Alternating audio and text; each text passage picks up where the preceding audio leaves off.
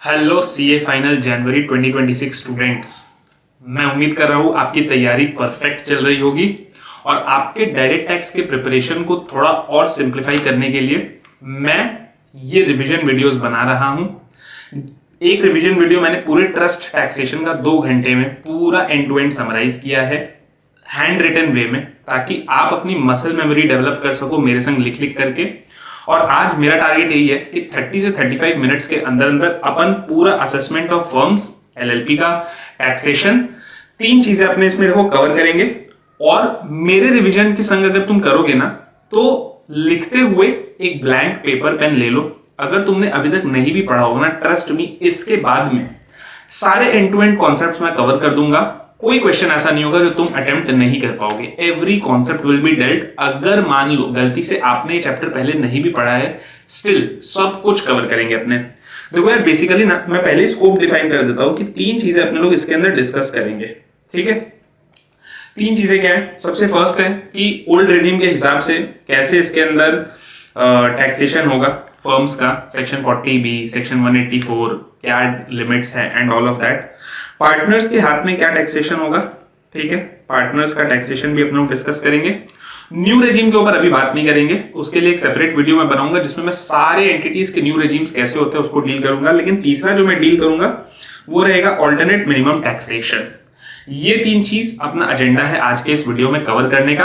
तो चलो फटाफट से मेरे संग लग जाओ, एक फ्रेश डायरी ले लो, फ्रेश पेपर ले लो और अपन करते हैं पूरा फ्लो चार्ट वे में इसको एंड टू एंड रिवाइज करेंगे। देखो यार, फर्स्ट चीज तो है, कॉमन सेंस की बात है कि firm is taxed as a separate legal entity. इसमें कोई फर्क नहीं पड़ता है कि फर्म रजिस्टर्ड है कि फर्म अनरजिस्टर्ड है। इनकम टैक्स एक्ट के अंदर उससे कोई फर्क पड़ता नहीं है। अब यार एक चीज सोचो, एक फर्म बिजनेस कर रही है, प्रोफेशन कर रही है, सर्विसेज दे रही है, तो जो नॉर्मल पीजीबीपी के प्रोविजंस है वो तो अप्लाई करेंगे। तो फिर अलग क्या है फर्म के टैक्सेशन में? देखो अलग क्या है ना कि फर्म का लीगल स्ट्रक्चर थोड़ा सा डिफरेंट होता है। कुछ पार्टनर्स होते हैं उसके अंदर, जो पार्टनर्स होते हैं उनके प्रॉफिट शेयरिंग रेशियोज डिवाइडेड रहते हैं। तो यहाँ पर कैसा रहता है कि एक इंस्ट्रूमेंट है पार्टनरशिप फर्म का, उसके ऊपर कुछ पार्टनर्स बैठे। सो द क्वेश्चन अराइजेस कि टैक्सेशन इनके लेवल पर करे या इसके लेवल पर करे। सो ऑल्दो इसका अपना एक सेपरेट लीगल एंटिटी है और टैक्सेशन इसी के लेवल पर होता है, लेकिन कुछ उसके अंदर कंडीशंस है कि कौन सी चीज किस लेवल पर जाएगी, किस लेवल पर कहां तक किस लिमिट्स में टैक्स होगी, उन्हीं की अपने बातें करेंगे। तो देखो यार, एक पार्टनर जो होता है पार्टनरशिप फर्म के अंदर, और जो जो चीजें मैं लिख रहा हूं ना ये आप भी मेरे संग लिखोगे तो मच बेटर रहेगा। बाकी ये पीडीएफ जो है ये मेरे टेलीग्राम चैनल पर मिल जाएगी, लिंक मैंने डिस्क्रिप्शन बॉक्स में डाल दिया है।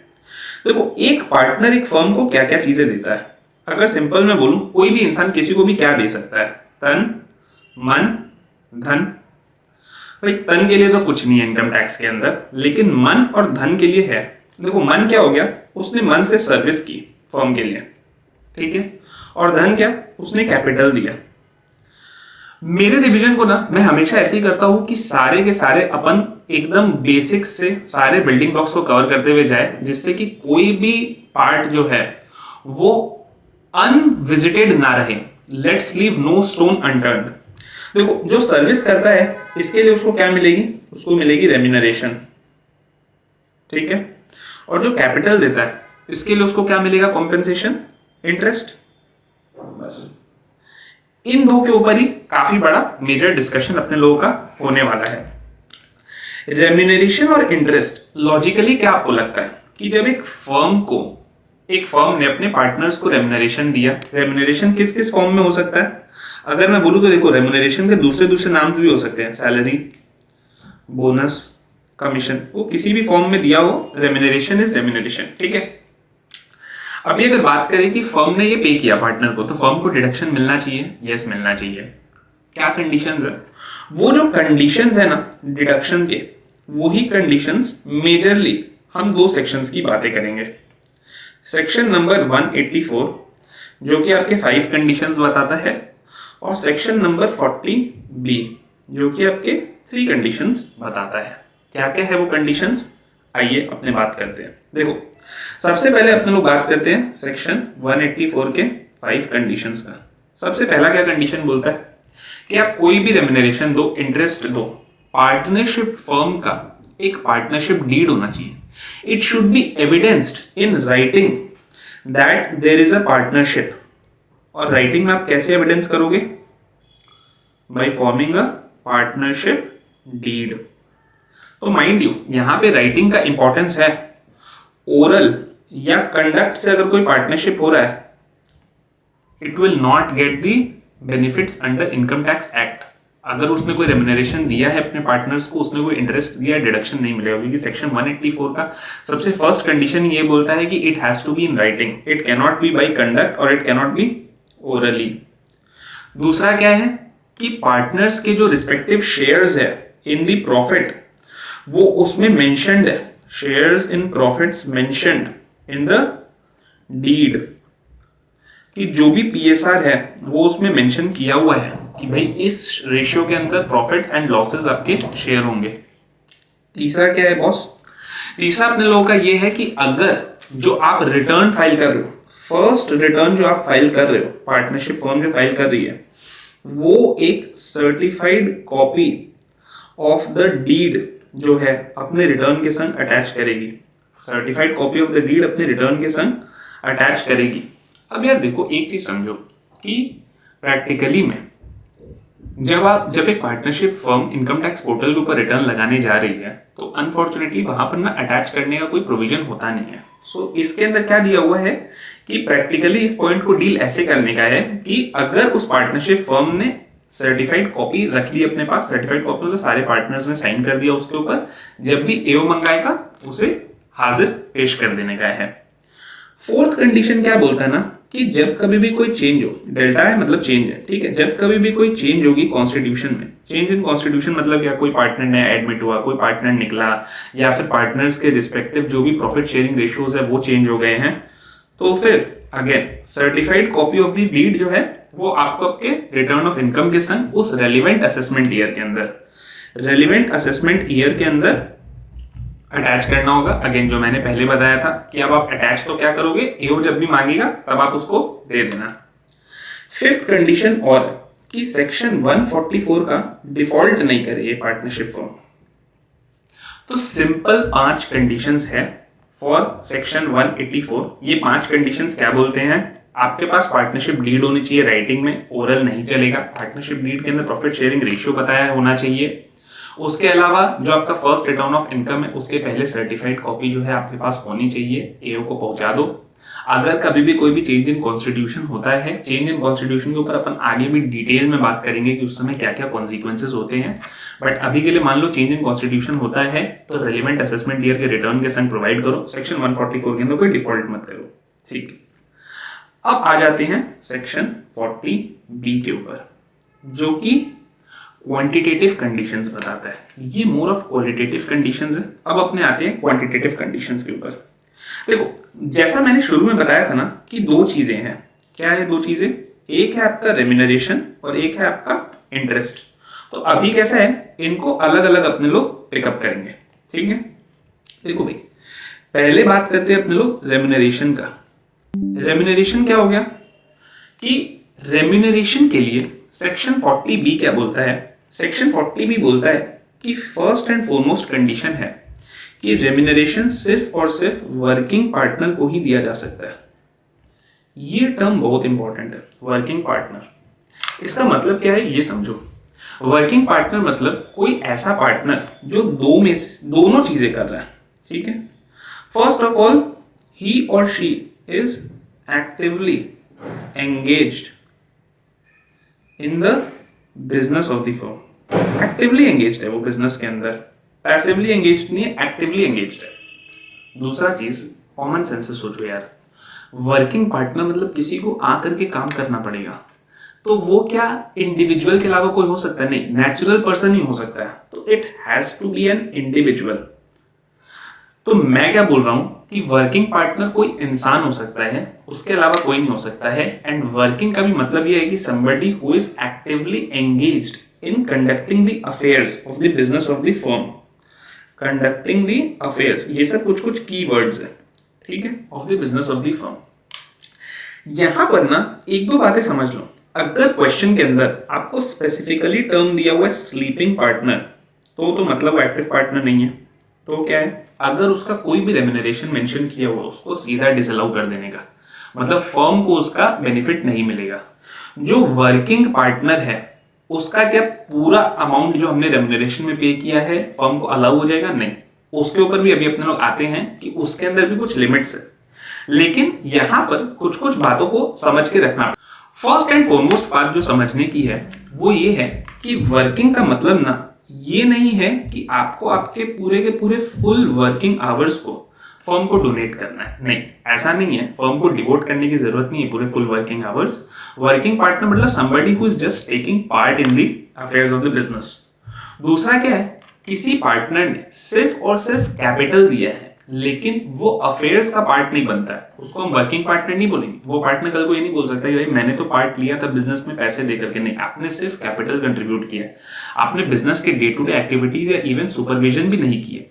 मान लो एक बंदा किसी दूसरे लोकेशन से रिमोटली बैठ करके भी अगर सुपरवाइज कर रहा है, that is also working partner. लेकिन अगर आप कुछ नहीं कर रहे हो, सिर्फ कैपिटल दे रहे हो, that is not a working partner. और एक चीज को समझना कि वर्किंग पार्टनर के कॉन्सेप्ट के अंदर ना ये बहुत इंपॉर्टेंट है कि अगर कोई पार्टनर है, मानो एक रेगुलर वर्किंग पार्टनर था, एक वीक के लिए वो बीमार पड़ गया, किसी दूसरे पार्टनर ने उसके एब्सेंस में एक वीक के लिए काम कर लिया, क्या हम इस दूसरे पार्टनर को वर्किंग पार्टनर मानेंगे? नहीं, ये सिर्फ टेम्पोररीली उस रेगुलर वर्किंग पार्टनर के एब्सेंस में आया, तो इसको प्लीज वर्किंग पार्टनर मत समझ लेना, ठीक है। तो ये कुछ कुछ बातें मेरे को बतानी थी कि भाई क्या है। दूसरा कंडीशन क्या बोलता है अपना सेक्शन 40B कि रेम्यूनरेशन ना आपको तभी अलाउड होगा एक पार्टनरशिप फर्म को when it is authorised, mind you the term is authorised by the partnership deed. ये ऑथोराइज्ड जो टर्म है ना, इसके ऊपर अभी ना 2 पॉइंट्स में बताना चाहूंगा। क्या कि नंबर 1, ये चीज पार्टनरशिप डीड के अंदर राइटिंग में लिखी होनी चाहिए कि भाई किसको कितना रेम्यूनरेशन मिलेगा, पार्टनर्स आइडेंटिफाइड होने चाहिए, रेम्यूनरेशन का अमाउंट आइडेंटिफाई होना चाहिए, रेम्यूनरेशन के अमाउंट पहुंचने का मेथड आइडेंटिफाइड होना चाहिए। दूसरा पॉइंट पता है क्या? दूसरा पॉइंट है कि इवन जो आपने पेमेंट भी किया है ना finally, it should be in accordance with the terms. इसका मतलब क्या हुआ? इसका मतलब ये हुआ कि मानो मैंने आइडेंटिफाई किया कि मिस्टर एक्स को 5,000 रुपीज पर मंथ मिलेगा, फाइनली मैंने जाकर के बोला कि नहीं नहीं मिस्टर एक्स ने तो थोड़ा ज्यादा काम कर लिया है तो चलो मैं उन्हें 6,000 रुपीज पर मंथ दे देता हूं। नहीं, आपने ऑथोराइज कितना किया था, या तो आप उसके अंदर प्रोविजन करते अगर आपको एक्सेस करना था। लॉन्ग स्टोरी शॉर्ट, जितना आपने ऑथोराइज किया है उतनी ही आपकी पेमेंट होनी चाहिए, तभी होगा। तीसरा कंडीशन क्या है? अच्छा, एक चीज और था जो मैंने अभी आपको बताया था कि स्पेसिफाइड का मतलब क्या है, कि मैं लिख देता हूं आपके लिए कि या तो अपन ने अमाउंट पूरा का पूरा एग्जैक्टली मेंशन कर दिया है, या फिर जो है मैनर ऑफ कंप्यूटेशन जो है वो मेंशन कर दिया है। ये बहुत इंपॉर्टेंट है। आपको पता है एक केस लॉ ये भी था जिसमें ये वाला चीज दिया हुआ था कि मैनर ऑफ कंप्यूटेशन जो है ना, वो एक पार्टनरशिप डीड के अंदर ये दिया हुआ था कि the partners will get remuneration in accordance with the manner given under section 40B। यानी कि उन्होंने कोई ऐसा अलग मेथड नहीं बताया, उन्होंने बस बोल दिया कि जो मैकेनिज्म ऑफ 40B है मैक्सिमम रेम्यूनरेशन निकालने का, हम उसी हिसाब से देंगे। क्या ये वैलिड है? The answer in the court decision was yes, it is also a valid way. कि आपने बस इतना ही मेंशन कर दिया है कि भाई मैं मैनर उसी हिसाब से निकालूंगा जिस हिसाब से 40B में दिया, even that is a valid manner of computation. तो मैं ये बोलना चाह रहा हूं अमाउंट जरूरी नहीं है, अगर आपने मैनर भी स्पेसिफाई कर दिया that will also clarify work. तीसरा पॉइंट क्या है? तीसरा पॉइंट है ना, हाँ, तीसरा पॉइंट क्या है कि जो रेम्यूनरेशन है ना, it cannot B retrospective, या रेट्रोस्पेक्टिव नहीं हो सकता है। इसका मतलब क्या है? इसका मतलब ये है कि पार्टनरशिप डीड के डेट के बाद के पीरियड के लिए ही आपको रेम्यूनरेशन मिलेगा। एग्जाम्पल के लिए मैं क्या बोलता हूं, मानो एक पार्टनरशिप एग्जिस्टेंस में थी 1 अप्रैल से थी, ठीक है। उन्होंने अपनी पार्टनरशिप डीड को राइटिंग में रजिस्टर कराई 30 जून को। 30 जून को लिख दिया कि भाई 1 अप्रैल से ही सबको 5,000 रुपीज पर मंथ करके रेम्यूनरेशन मिलेगा। तो ये जो 3 महीने के 15,000 रुपए हुए ना हर पार्टनर के, ये डिसअलाउ हो जाएंगे, ये फर्म को डिडक्शन नहीं मिलेगा। बिकॉज द कॉन्सेप्ट इज कि जब पार्टनरशिप लीड हुई उसके बाद वाले पीरियड से आपको करना है। अब आते हैं मेन क्वांटिटेटिव लिमिट के ऊपर। मेन क्वांटिटेटिव लिमिट क्या है, इसको समझने की थोड़ी सी कोशिश करते हैं। कि देखो, आप तो चाहोगे, पार्टनर्स के पास फुल कंट्रोल है एक पार्टनरशिप फर्म के ऊपर, वो चाहेंगे कि भाई हम अपने सारे के सारे प्रॉफिट्स को खत्म कर देते हैं, यहाँ से पूरा का पूरा रेम्यूनरेशन ले लेते हैं। क्या आईटी एक्ट या क्या डिपार्टमेंट अलाउ करेगा? नहीं, दिया हुआ है कि there is a maximum permissible limit, mind the term, it is maximum permissible limit of the remuneration. Maximum permissible limit क्या है? तो उसको डिफाइन किया गया है बुक प्रॉफिट्स के बेसिस पे। ये बुक प्रॉफिट्स टर्म क्या है, इसके ऊपर भी अभी अपने लोग काफी टाइम स्पेंड करेंगे, ठीक है। फिलहाल के लिए समझो, मैं बुक प्रॉफिट कैसे निकालना उस पर आऊंगा। फिलहाल के लिए एक बार बुक प्रॉफिट्स जो भी है उसके बेसिस पर क्या रेम्यूनरेशन दिया हुआ है, मेरे संग एक टेबल बना लो कि आपके बुक प्रॉफिट्स का लेवल क्या है और आपको कितना मैक्सिमम रेम्यूनरेशन अलाउ होगा, ठीक है। जस्ट एक 2 कॉलमनर है। सिचुएशन 1 क्या है, आप लॉसेस में हो, आपके बुक प्रॉफिट्स नेगेटिव में है, ठीक है। अगर आपके बुक प्रॉफिट्स नेगेटिव में है तो जो आपको मैक्सिमम रेम्यूनरेशन अलाउ होगा ना, वो है 3 लाख रुपीज, दैट्स इट, इससे ज्यादा नहीं होगा। दिस इज इन रुपीज, ठीक है। सिचुएशन नंबर 2 क्या है, आपका जो है पॉजिटिव है एंड अप टू, मतलब क्या, less than equal to 6 lakh है, मतलब फर्स्ट 6 लाख है। इसमें क्या होगा, इसमें आपका होगा higher of the two, 3 lakh या 90% of book profit, whichever is higher, ठीक है। अगर मान लो आपके मोर देन 6 लाख है, तब पहले 6 लाख के ऊपर तो यही लिमिट लगेगा, एंड बैलेंस मतलब क्या, ओवर एंड अबव 6 लाख, उसके ऊपर आपका क्या लगेगा, 60% ऑफ बुक प्रॉफिट की मैक्सिमम मिलेगा। तो मैंने क्या बोला, जहां पर नेगेटिव है वहां पर मैक्सिमम 3 लाख रुपए का आपका रेम्यूनरेशन हो सकता है। जहां पर पॉजिटिव है और अप टू 6 लाख है वहां पर 3 लाख या 90% of book profit whichever is higher, mind you, whichever is higher मतलब बेनिफिशियल है। मोर देन 6 लाख है तो first 6 lakh up to 6 lakh तो आपका यही अप्लाई करेगा, बैलेंस के ऊपर 60% ऑफ बुक प्रॉफिट है। तो इन दोनों को क्यूमुलेट करके जो आपका नंबर आएगा आपको वो देखना है। अब अपने लोग एड्रेस करते हैं द मेन क्वेश्चन कि व्हाट इज बुक प्रॉफिट्स। तो बुक प्रॉफिट्स क्या है ना, बुक प्रॉफिट्स निकालने का एक तरीका है। बुक प्रॉफिट्स क्या बोलता है कि आपको क्वेश्चन के अंदर ना स्टेप 1 दिया रहेगा नेट प्रॉफिट। आप सीधा क्या करना, जो प्रॉफिट एंड लॉस अकाउंट दिया हुआ रहेगा पार्टनरशिप फर्म का, उसके नेट प्रॉफिट से स्टार्ट करना, ठीक है। इसमें से आपको क्या ऐड करना है, इसमें से आपको ऐड करते जाना है सबसे फर्स्ट जो भी रेम्यूनरेशन इन लोगों ने डेबिट करके रखी होगी ना पार्टनर्स की, उसको ऐड करना, क्योंकि एक्चुअल रेम्यूनरेशन ही तो निकालना है। So book profit is nothing but profit of the firm before remuneration, but legitimate profit होना चाहिए। फिर क्या है आपका, कोई भी ऐसा एडजस्टमेंट जो आपको सेक्शन 28 से लेकर के 44 डीबी पीजीबीपी के सेक्शन नंबर 28 से लेकर के 44 डीबी तक के जो भी आपको एडजस्टमेंट्स करने हैं उन सबको करिए, ठीक है। और क्या है, अनएब्जॉर्ब डेप्रिसिएशन को आप एडजस्ट कर सकते हो यहाँ पे। इसके बाद जो आपका अमाउंट आएगा ना, यही है आपका बुक प्रॉफिट्स। मैंने क्या बोला, आप स्टार्ट करोगे अपने नेट प्रॉफिट से। आपके नेट प्रॉफिट से स्टार्ट करने के बाद जो पीएल के अंदर ऑलरेडी रेम्यूनरेशन डेबिटेड है उसे ऐड बैक कर दो। सेक्शन 28 से लेकर के सेक्शन 44 डीबी तक के सारे एडजस्टमेंट्स कर दो, एंड अनएब्जॉर्ब डेप्रिसिएशन कुछ है उसको आप ऐड बैक कर दो। लेकिन ये याद रखना आप कि नेट प्रॉफिट मतलब क्या है यहाँ पे, कि जो बिजनेस से उन्होंने कमाया, ठीक है। यहां पर आपका मैं कुछ कुछ पॉइंट्स लिखवा रहा हूं, हाउस प्रॉपर्टी हुआ, कैपिटल गेन्स हुआ, इनकम फ्रॉम अदर सोर्सेज हुआ, these are not to be considered. इनके प्रॉफिट्स आपको नहीं लेने हैं वहां पर। एट द सेम टाइम क्या है, अपने को ब्रॉड फॉरवर्ड बिजनेस लॉस का बेनिफिट नहीं मिलेगा for the purpose of book profit. In fact वो बेनिफिट है भी नहीं, क्योंकि अभी तो अपने बुक प्रॉफिट निकाल रहे हैं। अगर अपने उसको कम कर देंगे ब्रॉड फॉरवर्ड बिजनेस लॉस से, तो उतना ही कमेंसुरेट रेम्यूनरेशन भी कम हो जाएगा। तो आपको ब्रॉड फॉरवर्ड बिजनेस लॉस को एडजस्ट नहीं करना है।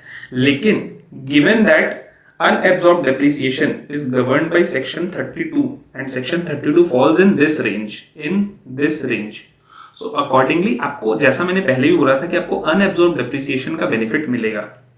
और क्या है, तीसरा चीज है कि आपको सेक्शन 80C, मतलब बेसिकली चैप्टर 6A के जो भी अपने डिडक्शंस है, सेक्शन 80C से लेकर के 80U के कोई भी डिडक्शंस आपको कंसिडर नहीं करने हैं। तो book profit is actually something जो एग्जाम के अंदर बहुत रेलिवेंट रहता है जब फर्म के टैक्सेशन का क्वेश्चन आता है, बिकॉज आपको पार्टनर रेम्युनरेशन निकालना पड़ेगा। पार्टनर रेम्युनरेशन निकालने के लिए सबसे फर्स्ट स्टेप ये है बुक प्रॉफिट निकालना। बुक प्रॉफिट को एक बार रिवाइज कर लेते हैं। अपने को स्टार्ट करना है अपने नेट प्रॉफिट से, जो क्वेश्चन में दिया रहेगा। पार्टनर्स का ही रेम्युनरेशन निकालना है, तो जितना उन्होंने पीएल में दिया उसको आप डेबिट कर दो, एक बार एड बैक कर दो, 28 से 44 डीबी का एडजस्टमेंट कर लो, बिकॉज सेक्शन 32 इसमें गिरता है। अनएब्जॉर्ब डेप्रिसिएशन को आप ले सकते हो। बुक प्रॉफिट्स आ गए। याद रखना है house property capital gain IFOS का बेनिफिट नहीं मिलेगा बुक प्रॉफिट के लिए। ब्रॉड फॉरवर्ड बिजनेस लॉस नहीं कंसिडर करना है, चैप्टर 6A के डिडक्शंस नहीं कंसिडर करने हैं। अब जो आपका आ गया, ये आपका आ गया बुक प्रॉफिट। अब आपको क्या करना है, अगर आपका बुक प्रॉफिट नेगेटिव आया तो मैक्सिमम आप क्या करोगे, 3 लाख का ही पार्टनर्स रेम्युनरेशन अलाउ करोगे। तो अगर मान लो उस फर्म ने 4 लाख रुपए दिए होंगे अपने पार्टनर्स को, तो आप क्या करोगे, 3 लाख ही अलाउ करोगे, 1 लाख अलाउ नहीं करोगे, डिसअलाउ हो जाएगा। पॉजिटिव आया up to 6 lakh, more than 6 lakh, ये सब है। यार एक क्वेश्चन आता है, और ये वाला कैसा है ना कि माइंड में ये वाला क्वेश्चन आपके भी आ रहा होगा कि there is called section 40A2। 40A2 क्या बोलता है, 40A2 ये बोलता है कि एओ के पास पावर होती है कि अगर उसे लगता है कि कोई खर्चा एक्सेसिव है या अनरीजनेबल है तो वो उस खर्चे को डिसअलाउ कर दे। द क्वेश्चन इज, क्या एओ के पास पावर है कि वो रेम्युनरेशन अगर लिमिट्स में भी है तब भी उसे ऐसा लगे कि नहीं, मिस्टर एक्स को किस बात के 10,000 रुपए महीने मिल रहे हैं, इसने तो जो वर्क भी किया, even if he is a working partner, इस काम के तो यार बाजार के अंदर 2,000 रुपए महीने में ही हो जाता है। क्या एओ के पास ये पावर है? Technically if you ask me, yes, AO के पास ये पावर है, लेकिन कोर्ट के रूलिंग्स है जहां पर ये बताया गया है कि एओ इस केस के अंदर step into the shoes of the firm नहीं कर सकता है। अगर 40B के लिमिट्स के अंदर है तो एओ 40A2 लगा करके डीम्ड एक्सेसिव या डीम्ड अनरीजनेबल नहीं बता सकता है। तो यार ये हो गई अपने रेम्युनरेशन की बात। रेम्युनरेशन को एग्जाम के अंदर से मैंने पहले भी बताया, सैलरी, बोनस, कमीशन, कोई भी नाम दिया जा सकता है। अब अपने लोग बात करते हैं सेकेंड थिंग की, which is interest. Again remuneration और इंटरेस्ट दोनों के लिए सेक्शन 184 के 5 कंडीशंस भी देखने हैं और सेक्शन 40B के भी देखने हैं। लेकिन 40B के अंदर रेम्युनरेशन के लिए जो मैंने ऊपर बताया वो, और अब 40B के अंदर इंटरेस्ट को लेकर के क्या बोल रहा है उसको समझते हैं। इंटरेस्ट को लेकर के ना मैं आपको एक जनरल पॉइंट अभी बता देता हूं कि देखो, इंटरेस्ट को लेकर के ना एक जेनेरिक पॉइंट ऑफ व्यू ना हमेशा रखना कि there are 3 sections which are very important from interest का डिडक्टिबिलिटी पर्सपेक्टिव। यहाँ पर मैं थोड़ा सा पार्टनरशिप के टैक्सेशन से डाइग्रेस कर रहा हूं, बिकॉज मैं ये मानता हूं कि आपके पास इंटरलिंकिंग की कैपेसिटी होनी चाहिए। There is section 14A and then obviously there is section 40B। ठीक है, देखो 3613 क्या बोलता है, 3613 ये बोलता है कि कोई भी खर्चा, स्पेशली इंटरेस्ट जो है, इंटरेस्ट अगर टुवर्ड्स द बिजनेस प्रोफेशन है, उस पैसे को टुवर्ड्स द बिजनेस प्रोफेशन लगाया गया तो ही उसका एक्सपेंडिचर आपको पीजीवीपी कंप्यूट करते समय मिलेगा। तो ये जनरल प्रिंसिपल्स यहां पर भी अप्लाई करते हैं। 14A क्या बोलता है, 14A ये बोलता है कि कोई आपने एक्सपेंडिचर किया टू इनकर एग्जेम्प्ट इनकम, तो वो एक्सपेंडिचर आपको अलाउ नहीं होगा। ये प्रिंसिपल यहां पर भी अप्लाई करता है। मानो एक फर्म को पार्टनर ने कैपिटल दिया, उस पार्टनर के कैपिटल को फर्म ने एग्रीकल्चरल इनकम कमाने के लिए यूज कर लिया, पैसे को यूज कर लिया, तो फिर जो इंटरेस्ट पार्टनर को पे हो रहा है वो अलाउ नहीं होगा। एंड देन आपको हमेशा 40B तो देखना ही है। 40B बेसिकली आपको क्या बोलता है, 40B बोलता है कि जो आप पार्टनर को इंटरेस्ट पे कर रहे हो ना, it can not exceed 12% per annum का सिंपल इंटरेस्ट। हाँ, ये एक मैक्सिमम इसने कैप लगा दिया। जैसे रेम्युनरेशन के लिए मैक्सिमम परमिसिबल लिमिट थी, वैसे ही इंटरेस्ट के लिए भी एक मैक्सिमम परमिसिबल लिमिट है 12% per annum. It's that simple. तो अगर मानो आपको क्वेश्चन में दिया हुआ है कि मिस्टर एक्स है जिनको 20% के रेट पर मिल रहा है, तो हम कितना डिसअलाउ करेंगे, 8% डिसअलाउ हो जाएगा। तो मानो 20% के रेट पर उनको 20,000 मिल रहा था, तो अब 8% जब आप डिसअलाउ करोगे तो आपका 8,000 जो है एड बैक हो जाएगा नेट प्रॉफिट में। ठीक है, रियल लाइफ के अंदर ना एक बहुत प्रैक्टिकल चीज होती है कि एक पार्टनरशिप फर्म के अंदर मानो एग्जाम्पल दे रहा हूं, एक HUF पार्टनर है, ठीक है। नाउ HUF जब पार्टनर होता है ना, तो अक्सर लोग क्या करते हैं, HUF का जो करता रहता है ना, उसे रिप्रेजेंटेटिव कैपेसिटी के अंदर पार्टनर बना देते हैं, ताकि वो करता जो है, because he will now be a natural person, तो वो क्या है, काम वाम कर सके उस पार्टनरशिप फर्म के लिए। क्वेश्चन ये उठा कि भाई एक पार्टनर रिप्रेजेंटेटिव कैपेसिटी में पार्टनर है, वो मिस्टर एक्स जो है वो एक कर्ता के वो एक HUF के कर्ता है, पार्टनर HUF है, मिस्टर एक्स HUF को रिप्रेजेंट कर रहे हैं। उन्होंने अपने इंडिविजुअल कैपेसिटी में कोई लोन दिया पार्टनरशिप फर्म को, या मानो कोई कैपिटल दिया, फॉर एग्जांपल लोन ही दिया। अब पार्टनरशिप फर्म इंटरेस्ट पे कर रही है मिस्टर एक्स को उनके इंडिविजुअल कैपेसिटी में, क्या यहाँ पे 40B लग जाएगा? तो इस चीज के लिए ना एक सिंपल समरी बताता हूं, इसको कर लोगे ना, दिमाग में ये कॉन्सेप्ट पूरा का पूरा हमेशा के लिए बैठ जाएगा कि आओ, पार्टनर की कैपेसिटी क्या है वो लिखते हैं, उसने जो रेम्यूनरेशन लिया, सॉरी उसने जो इंटरेस्ट लिया, कॉम्पेंसेशन जो था उसके कैपिटल या लोन का, वो किस कैपेसिटी में आया, और 40B अप्लाई होगा कि नहीं होगा। तो देखो, पार्टनर अगर अपने इंडिविजुअल कैपेसिटी में ही पार्टनर है और उसने उसी कैपेसिटी में as the capacity of a partner ही उसने लोन दिया है, तो 40B अप्लाई होगा, maximum 12% per annum simple interest से ही होगा। मानो HUF था, HUF के कर्ता ने रिप्रेजेंटेटिव कैपेसिटी में पार्टनर है और उसने HUF के बिहाफ पर ही अपने रिप्रेजेंटेटिव कैपेसिटी में ही उसने लोन दिया है, तो भी 40B लगेगा, बिकॉज देन माना जाएगा कि लोन भले ही मिस्टर एक्स ने दिया लेकिन आया HUF की तरफ से है।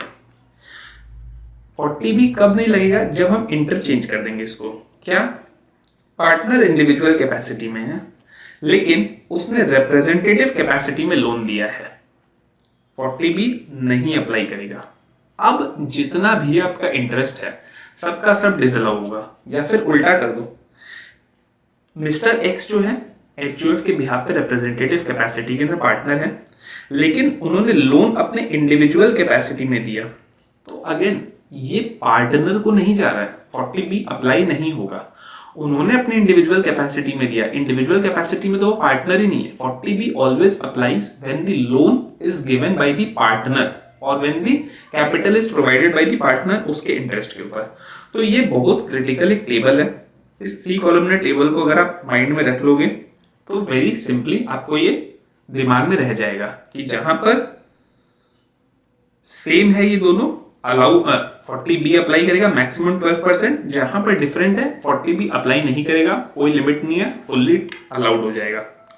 जैसा मैंने 40A2 का डिस्कशन किया था ना रेम्यूनरेशन के लिए, कि AO को लगता है कि रेम्यूनरेशन जो है वो डीम्ड एक्सेसिव है या डीम्ड अनरीजनेबल है, तो क्या वो यहां पर भी अप्लाई होगा इंटरेस्ट के अंदर? यस, टेक्निकली AO लगा सकता है कि उसके हिसाब से मार्केट के अंदर रेट 7% है, आपने 10% में क्यों दिया, इवन तो आप लिमिट के अंदर हो। मगर कोर्ट रूलिंग्स है जहां पर उन्होंने इस चीज को रूल किया है in favour of the assessee की yes, AO cannot step into the shoes of the firm और द पार्टनर, अगर विद इन द लिमिट्स है तो इट इज अलाउड। देखो, ये तो बात हो गई कि रेम्यूनरेशन एंड इंटरेस्ट का डिडक्शन मिलेगा कि नहीं मिलेगा। अब अपने बात करते हैं कि एक फर्म को टैक्स किस रेट पर होता है। तो फर्म का टैक्सेशन के ऊपर अगर मैं आ जाऊं, टैक्स रेट्स के ऊपर, तो अभी जैसा कि मैंने शुरू में स्कोप डिफाइन किया था, right now I am not talking about the new regime, I am talking about the old regime. So taxation is at a flat rate of 30%, यहाँ पर कोई स्लैब्स नहीं है, it's a flat rate.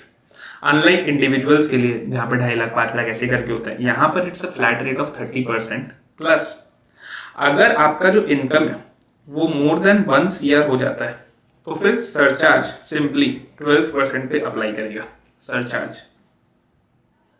And obviously needless to say कि जो भी आपका tax plus surcharge आएगा उसके ऊपर आपका health education cess at 4% add होगा।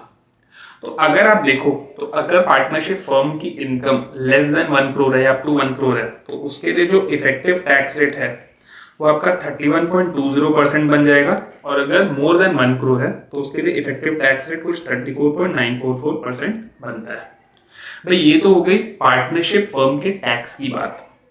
जैसा कि मैंने बोला था कि हम लोग और 2 चीजों को भी डिस्कस करेंगे इसी वीडियो के अंदर। वो 2 चीजें क्या हैं? वो 2 चीजें हैं एक तो पार्टनर्स के हाथ में कैसे टैक्सेशन होता है, but before I go to that side of the table मैं एक बहुत इंपॉर्टेंट कॉन्सेप्ट कवर करना चाहूंगा which is known as alternate minimum taxation. भाई ऑल्टरनेट मिनिमम टैक्सेशन क्या बोलता है? ऑल्टरनेट मिनिमम टैक्सेशन ये बोलता है कि किसी पार्टनरशिप फर्म के अंदर ऐसे एएमटी जो है ना वो नॉन कॉर्पोरेट असेसीज के लिए है। नॉन कॉर्पोरेट असेसीज मतलब क्या कि अदर देन कंपनीज के लिए, individual AOP, BOI, firm, LLP, इन सब के लिए है। फिलहाल हम अपने स्कोप के अंदर सिर्फ और सिर्फ फर्म के लिए एएमटी जो है उसको अप्लाई कर रहे हैं।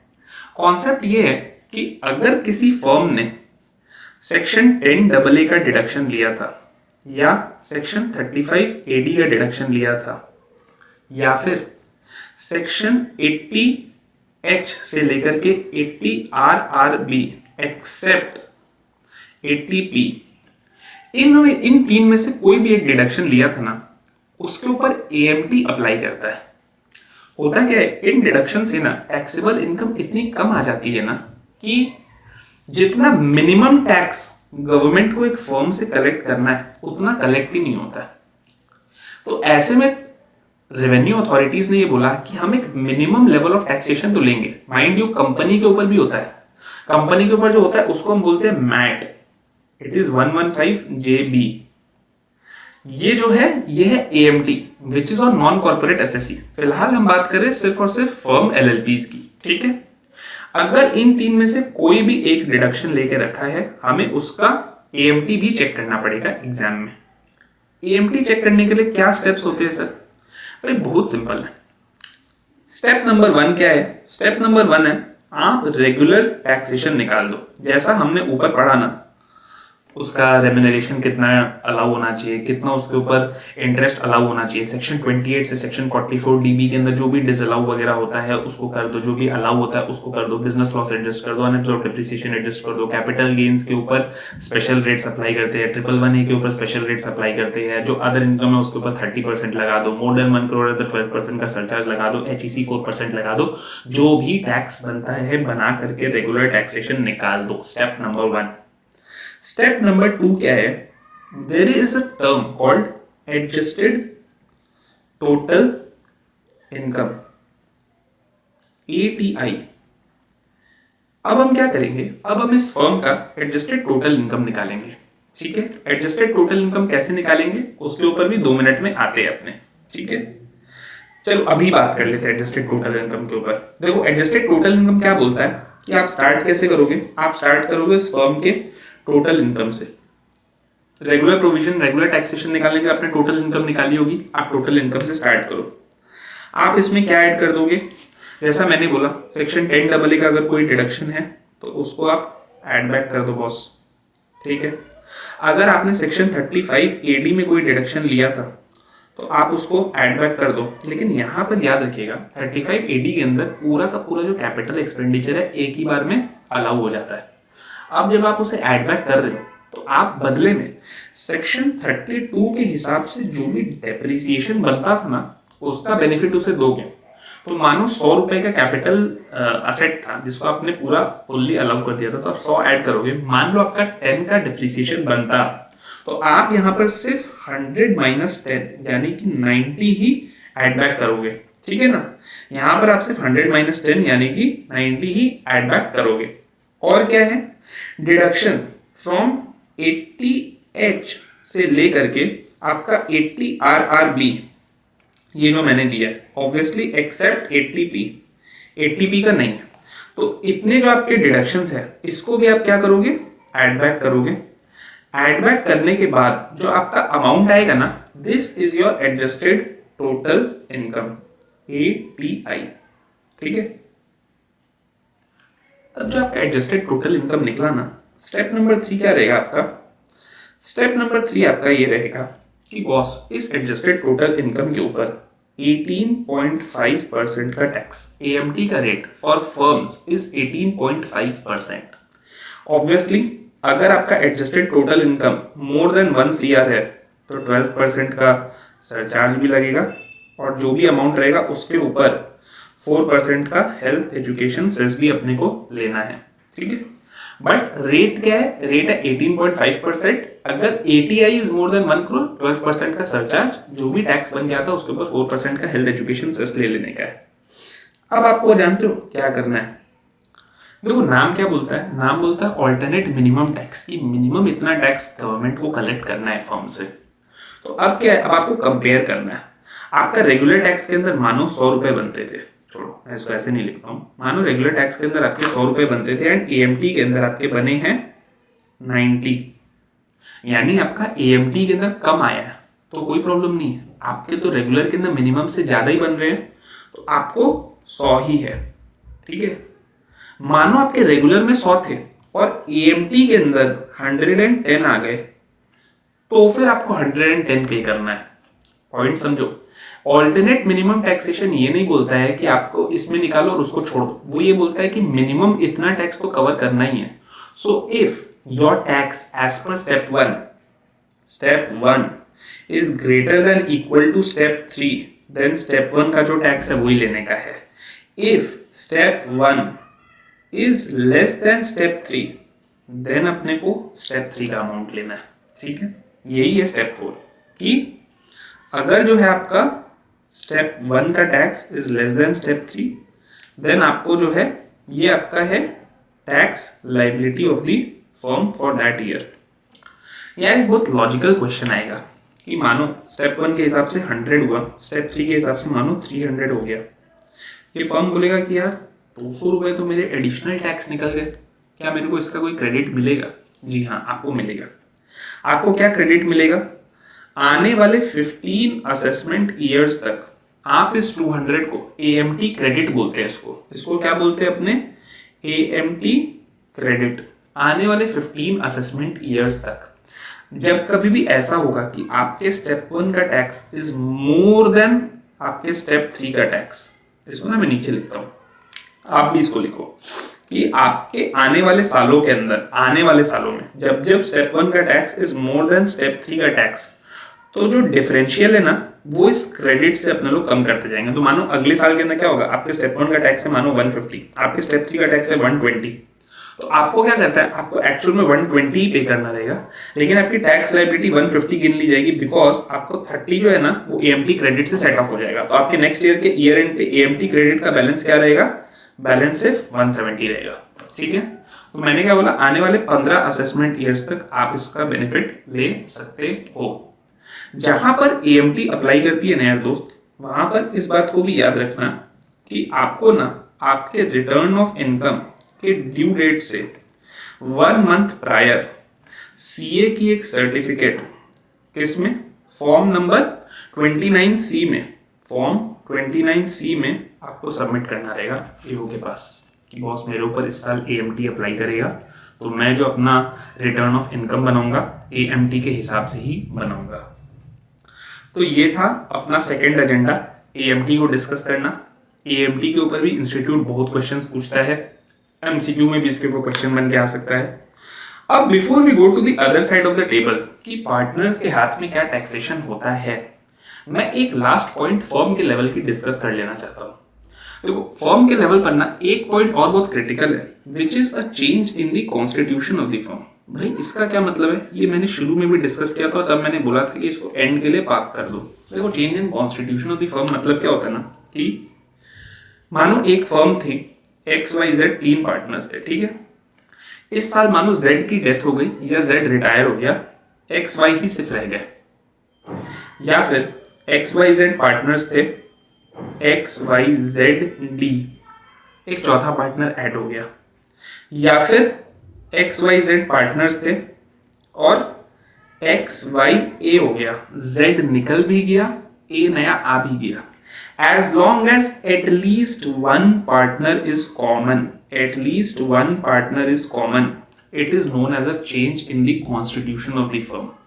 जब change in the constitution होता है ना, तो अब देखो XYZ था, ईयर एंड तक XY हो गया, साल के बीच में एक दिन निकल गया, लेकिन ये लोग ना एक सिंगल असेसमेंट होगा इनका इस प्रीवियस ईयर के लिए, 2 असेसमेंट्स नहीं होगा, XYZ को अलग और XY को अलग नहीं माना जाएगा, सिंगल असेसमेंट होगा, single return of income file होगा।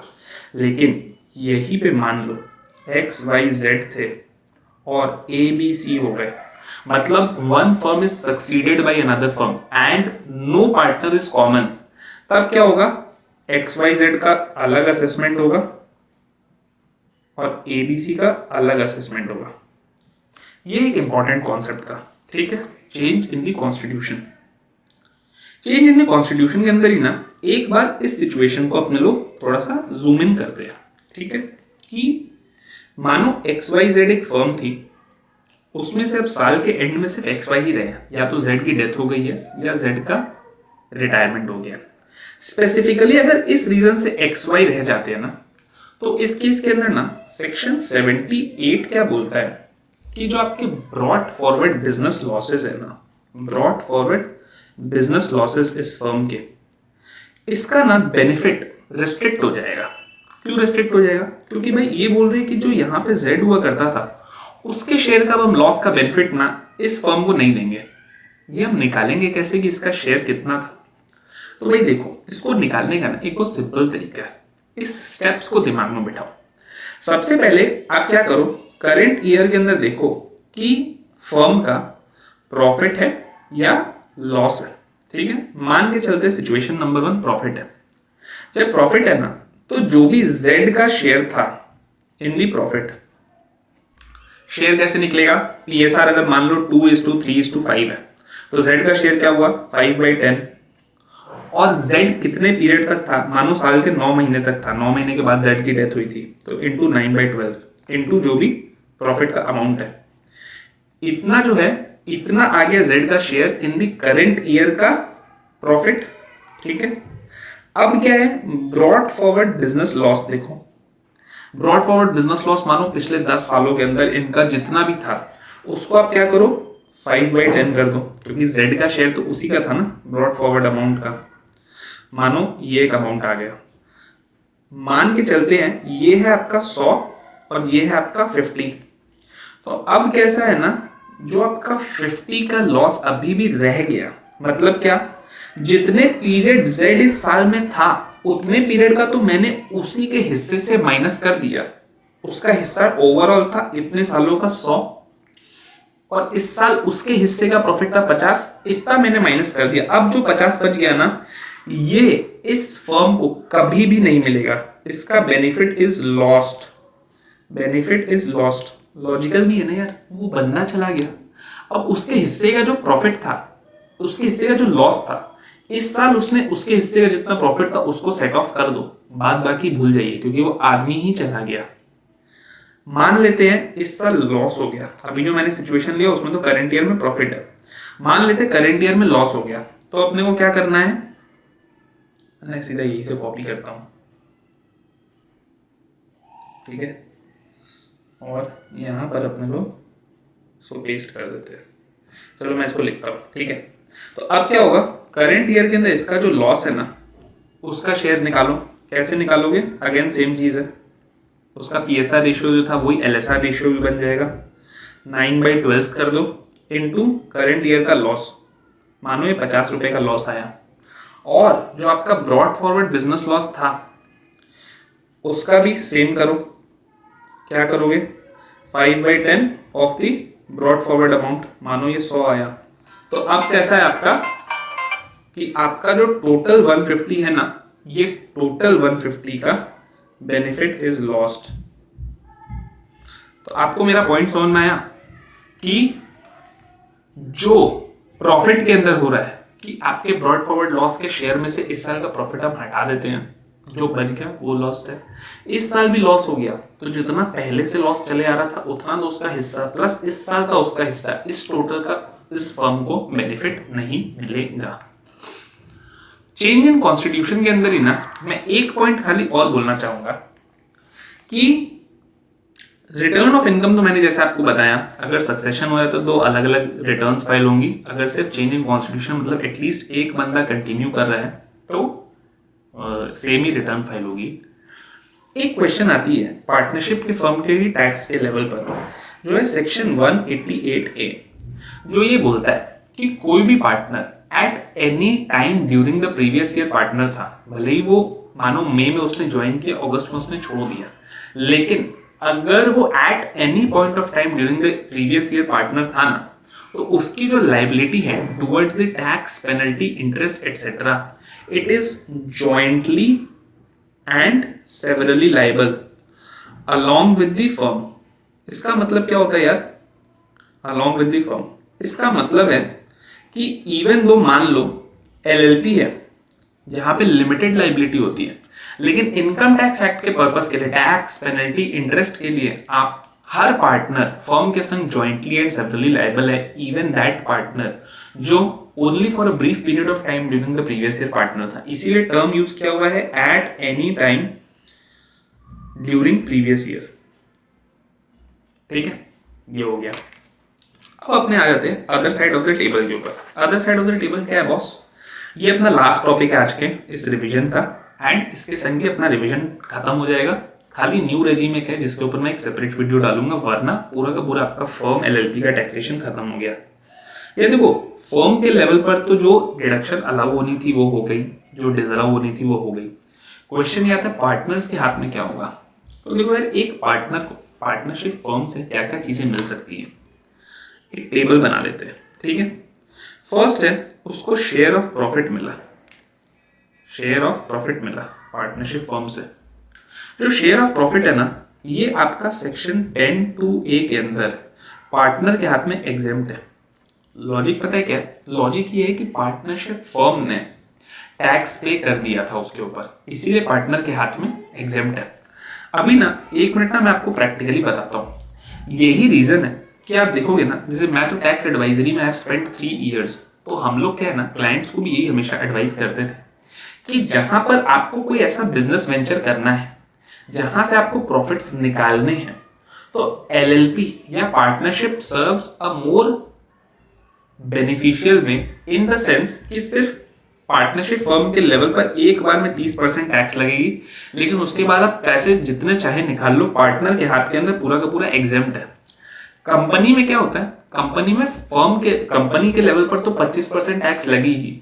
जब वो कंपनी डिविडेंड देगी ना, तो अनटिल अनलेस आपने एटीएम अप्लाई किया है, माने डिविडेंड को आपने अपस्ट्रीम किया तो अलग बात है, वरना शेयर होल्डर के हाथ में भी डिविडेंड का टैक्सेशन लग जाता है। तो ये हमेशा याद रखिएगा कि this is one way of thinking as a tax professional also, कि भाई पार्टनरशिप फर्म इसीलिए जिनको पैसे निकालने, जिनको अपने बिजनेस के अंदर फ्यूचर में प्लाउ बैक करना है, उनके लिए company is more beneficial, because उनको भी आने वाले कुछ सालों के अंदर पैसे निकालने नहीं है।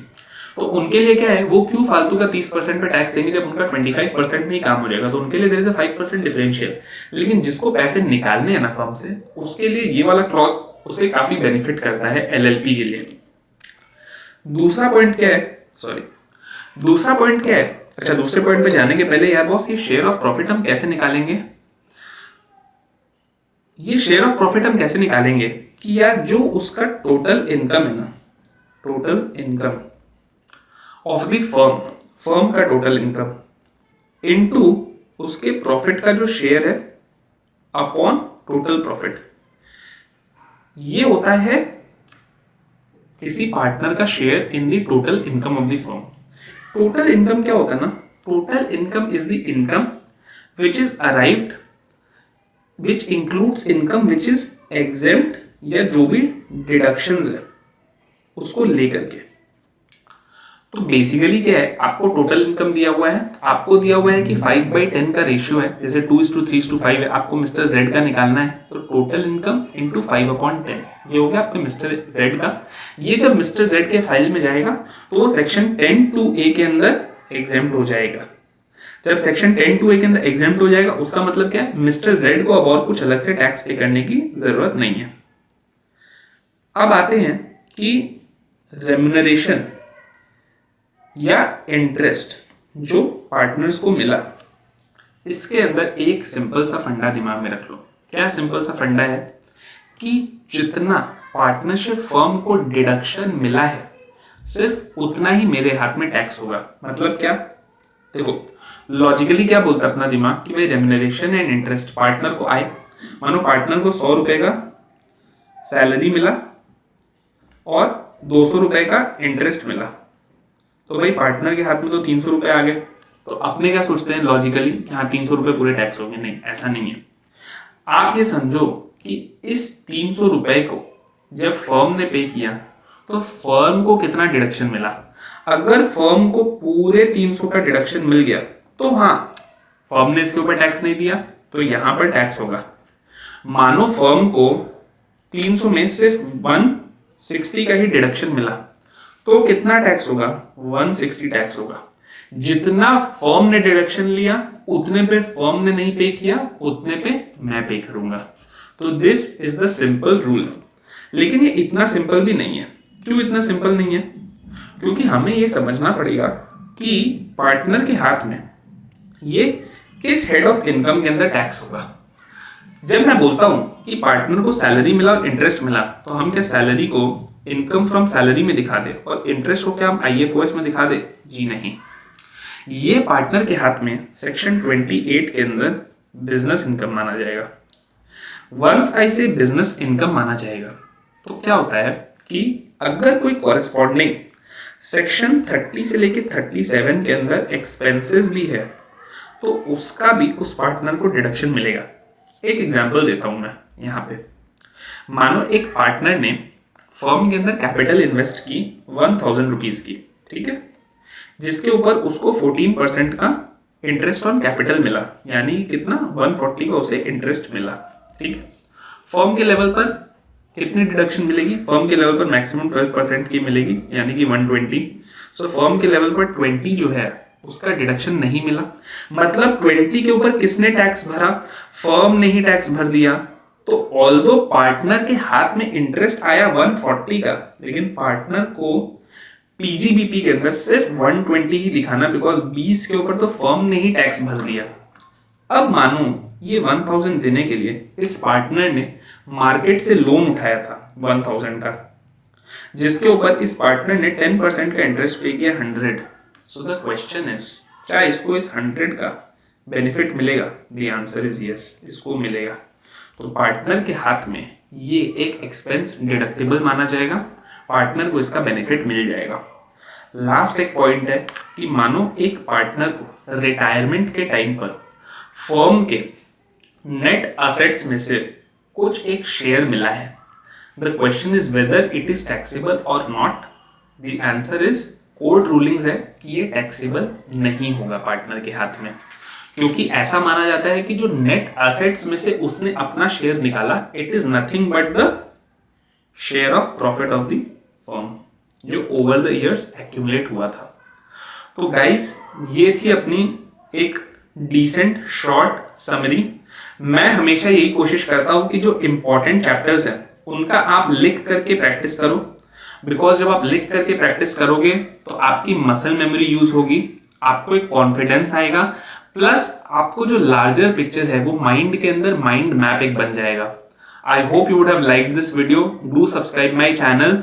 Do visit my Telegram channel for exciting resources on your direct tax preparation journey, whether you are a CA final or a CA Inter student. And thank you and all the best for your exams.